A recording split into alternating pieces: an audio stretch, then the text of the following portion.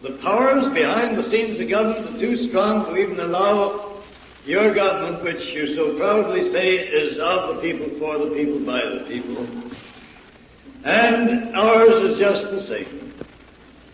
But the fact remains that they deposited $50 million to the credit of Trotsky in the Bank of Sweden.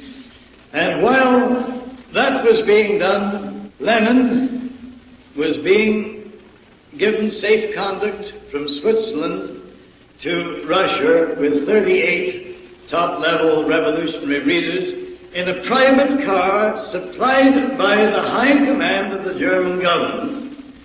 And that movement from Switzerland to Germany of Lenin and his party was organized by the brother of Paul Warburg, who drafted your Federal Reserve legislation in 1910 and had it put into effect in 1913. His brother was chief of the German intelligence staff and negotiated the transfer of Lenin and these top-ranking illuminists into Russia.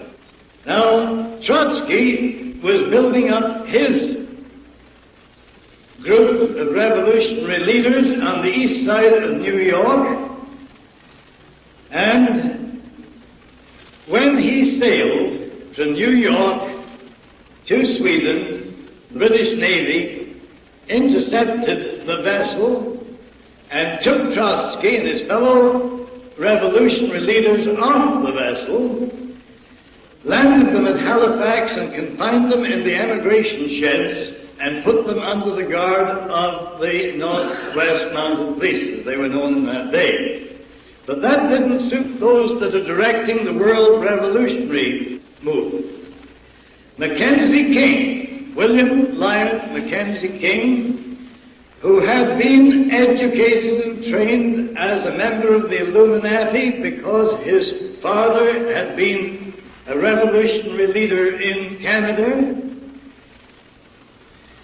a brilliant, cold-blooded, professional politician, became Minister of Labor in Canada in 1907.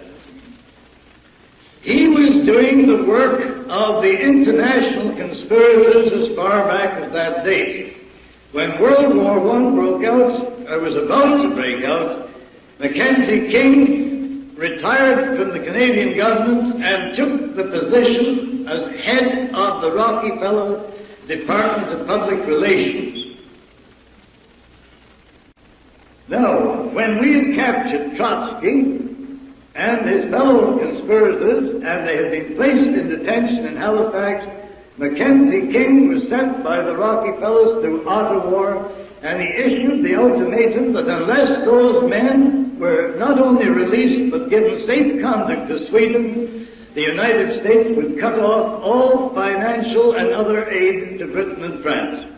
So, to prevent defeat, we took the lesser of two evils, and Trotsky was put on board another ship, and we had the humility of escorting that man to the entrance of the Baltic Sea. These are the things that of international intrigue that's going on all the time, and you're not allowed to know a thing about it. As soon as the war was over, I'm not going to go into all the details of the Russian Revolution, but you know that Trotsky and Lenin did take over the powers of government in Russia. Now, the normal people talk about 98% of those men that went with Lenin and Trotsky into Russia to usurp the powers of government being Jews. That's a perfectly correct statement if we use the word Jew as it is generally used. But remember this, they entered Russia in the August and September of 1916. When Lenin died in 1924, there was not a single member of the First International of the Communist Party left alive or out of exile, except one or two who were initiated as members of the Illuminati. All the others, after they served their purpose, were liquidated as happens to everybody that serves the Illuminati, whether they know it or not. As soon as they have served their purpose, they're wiped out with as little compunction as you and I with swatted flies.